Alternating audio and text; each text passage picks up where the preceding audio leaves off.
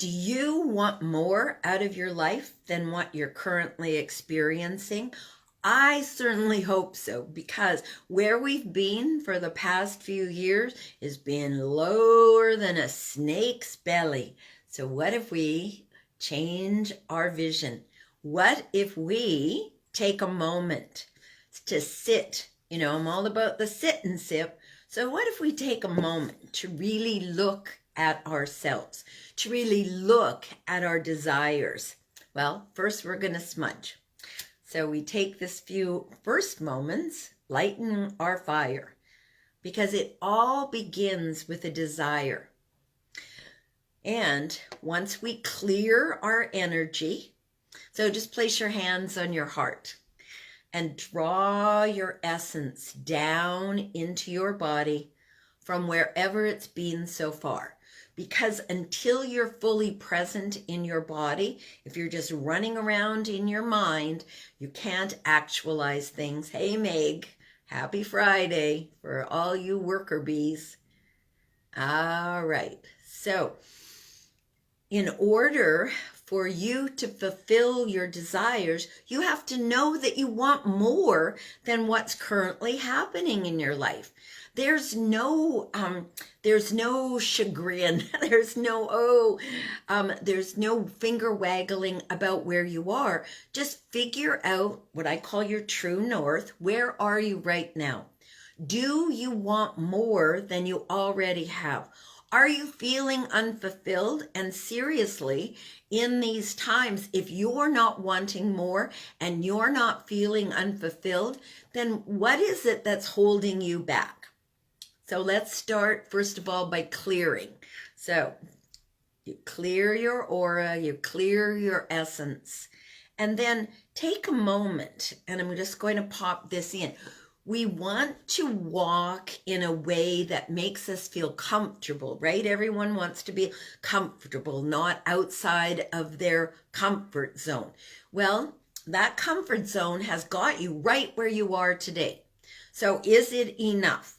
And for most of us, we want a little more. Maybe we don't want a lot more. So we feel unfulfilled. The very first place to start is in here. And the way that you can walk confidently in the world is feeling fully protected, not empathing everything from everyone else. From the snooze, I call it the snooze, because if you're watching the news, you may as well take a nap. It'll be better for you. So if you're empathing this, if you're drawing it into your body and you're noticing that you're uncomfortable, that you are not where you want to be, well, let's start with protection. So the way that we do this is we envision. You use your inner vision. That's the very first step of spiritual manifestation. You envision yourself. You see these rings here around me. I envision myself in a cosmic egg. And I see that egg in front of me. And it goes down into the ground 6 feet. 6 feet. So from as far up as you can go down, whoosh, and shove that energy 6 feet into the ground, and then close it off in front of you and behind you. Now you're inside of what I call the cosmic egg. And you take a moment. Do I feel safe? And if you don't feel safe, see the rings here going out? You bump the outside edge of your egg out as far as it needs to be. One woman a few years ago, her egg was 8 miles thick. So take a moment. Actually take 10 minutes. I call it sit and sip. So if you're feeling unfulfilled, this is Isis, the goddess Isis, birth, death, and rebirth. And isn't that exactly what we're going through right now? So take a moment and sit and go, what do I want? That is one of the best questions you can ask yourself. The first question is, who am I? And then after that, what do I want? It's not greedy or selfish or self-centered to have a desire. when you understand that your desires come from the divine, and that's part of you being drawn forward towards your destiny, then you're not embarrassed by your desires, whether it's a Tesla or $1 million, or you want to help 1,000 women or men, or you want to do something bigger than you've ever thought possible. Well, take 10 minutes and sit and sip. And with your favorite beverage, write these things down. Write down your desires. Don't just let them run around in your head. Concretize them, because we have an idea that what we see is real. So when you write your desires down, I desire whatever it is. I desire to go on a vacation that lasts 2 months. There's nothing selfish about that. I mean, think about all the people that will benefit from you going on vacation for 2 months. Well, first of all, there'll be whoever's feeding you, whatever accommodations you have. We often think that our desires are selfish and not meant to be fulfilled, but that isn't the truth of your life. And there is no better time than right now for you to get honest with yourself, to sit down and figure out, where do I want to be 1 year from today? Because if you don't know where you want to be 1 year from today, you're pretty much going to be right where you are. And I know this because I've done it before. It's like a whole year will go past and I look back. What have I accomplished? What have I achieved? Who am I now that I wasn't a year ago? So project yourself into the future.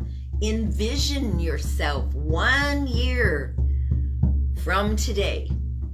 Where do you want to be? Who do you need to be in order to be where you want to be? Because if you could get there being you right now, you already would. So some shape-shifting needs to happen. You know, your hair grows over that year. Do you? Have you grown in the last year? And then as you're thinking about your desires, look at your accomplishments. Look at what you've achieved so far in this life. Because how you do anything is how you do everything. And you can change that up very easily by looking a year from now. Where do you want to be? And who is that person that's going to get you there? Because sometimes, like the goddess Isis, about birth, death, and rebirth, we've got to let some old things,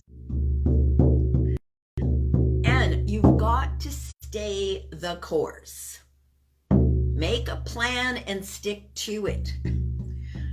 Now, I don't know what happened for you a moment ago, but I got a trying to reconnect. Isn't that the truth of it? Aren't we trying to connect? All right. And even if we're disconnected, we can reconnect again. And that's just what happened twice. So this is coming across, but I am unstoppable. And because I'm unstoppable, through the disconnect, the reconnect, I kept drumming. Because you know what I know for sure? Declare and claim it for yourself. It brings it to you. So I say I'm unstoppable. And so what happens is I don't stop, because I have claimed that for myself. No one came along and just tapped me on the forehead and said, oh, you're going to be unstoppable. I claimed that. And what you claim for yourself claims you. So if you have ideas about yourself that are small, those small ideas will claim you. If you have ideas, hey Michelle, if you have ideas that are big, those big ideas will claim you.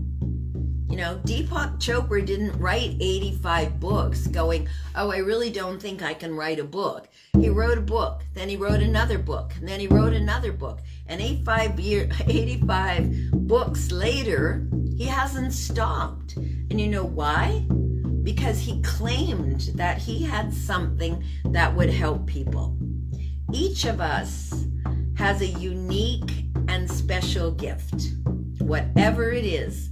Whether you know how to do plumbing or bowling or crocheting, or you're a spiritual teacher, you have a unique gift that only you can bring into the world. So where do you want to be 1 year from now? And once you decide that, once you sit and sip, take that 10 minutes, let go of the old you that isn't serving you any longer. She or he can't get you to the next level. And it's not a fault. It isn't something like, oh, I'm kind of useless because I can't figure out this out. But the you that you have been isn't going to get you where you want to go. If I want to influence and impact and help women who want more, who have unique and special gifts, bring them out into the world, I can't be the person I was 5 years ago. That woman didn't know how to do that. And every day I learn a little more, and every day I show up and I offer that little more that I learn so that you can fulfill your desires. The only thing that's stopping you or me is us. We stop ourselves because we've been told, oh, don't be too much. Hush. Children are to be seen but not heard. Well, that isn't true. So grab your inner child and grow her or him up to be the person you want to be. What is that going to take for you? Who do you need to become in order to be the person to fulfill your desires? Because in case you haven't noticed, no one is coming to rescue us. No one is coming to rescue us. It's an inside game. And when you and your inner self, your inner successful self, because you list your accomplishments, you have a desire that you know is bigger than you, because we all do. Sometimes we get scared. Sometimes we get nervous. Sometimes we're afraid to be seen because we get targeted for things that aren't true about ourselves. Oh, you're just full of yourself. Well, who else would you want to be full of? So, when you hear these things, even from your itty bitty shitty committee, which is trying to keep you small because it's safe, oh, don't talk too loud. Oh, don't be too much. Oh, don't have such a big dream. It's not going to come true. Who do you think you are? Have you ever heard these things from yourself or anyone else? Well, who you think you are is a child of the universe. And the universe is conspiring to fulfill your desires. And when you believe that, when deep down in your core, you embody that, you know that, no matter what's going on, no matter inflation, deflation, elation, relation, no matter what's going on, when you believe, and one of my core beliefs is the universe is contriving for my highest and best or better, then no matter what comes up, no matter who tries to stop you, no matter how they try to stop you, then you know that you're here to fulfill your desires. And doing that, allowing yourself to have wonderful vacations, to plan things that are just beyond your reach. When you do that, the universe starts paying attention because you are unstoppable, because you have desires, because you want more. Don't you want more? And if you don't want more, are you at a place where you've done your highest and best or better? And if you can say yes to that, then you can coast. If you can't say yes to that, then what is your highest and best or better? Because the fulfillment of desire, the being happy, is what we're here for. You know that I believe we're here to live in bliss, and anything else is bullshit. So we're in the bullshit section. We've been in the bullshit section for a couple of years now. But what can you do for yourself, with yourself, to rise above that? You know, every day, 4 days a week, so I guess not every day, but 4 days a week I show up here. Because this is a fulfillment of Spirit's desire. Spirit said, you're going to raise the vibe to love and above. And you're going to do it by drumming. You're going to do it by showing up. You're going to do it no matter what. And when you begin to do what Spirit tells you to, hi Heather, when you begin to do what Spirit tells you to do, you take those action steps, your life moves in miraculous and magnificent ways. You go from miserable to magnificent. You go from unfulfilled to accomplished. And, you know, success leaves tracks. So write down your successes. When you're feeling lower than a snake's belly, write down everything that you've accomplished. And you know, I talk about this. Oh, I learned how to crawl. You know, for a baby, if a baby never learns how to crawl, it never manages to walk. So you have done that. You have accomplished that. It's important that you acknowledge your accomplishments. This is the universe saying to you, you're important, you matter. You have desires that have yet to be fulfilled. And when we don't have desires, well, our life is kind of flat. We feel a little lost. We feel a little confused. We feel a little like we're not on track. So create outrageous desires and then set about figuring out, as everything is figure-outable, any problem that you have comes with a solution. Now, this is one of the most amazing spiritual principles that most of us forget. Maybe we never even heard that. If you have a problem, it comes with a solution. And then your job is to get busy and ferret around, looking here and there for what is the solution. And once you find a solution, give it a go. Give it a go for 3 weeks. You might need to correct and continue, because not all problems immediately match up with solutions. You might have to tweak it a bit.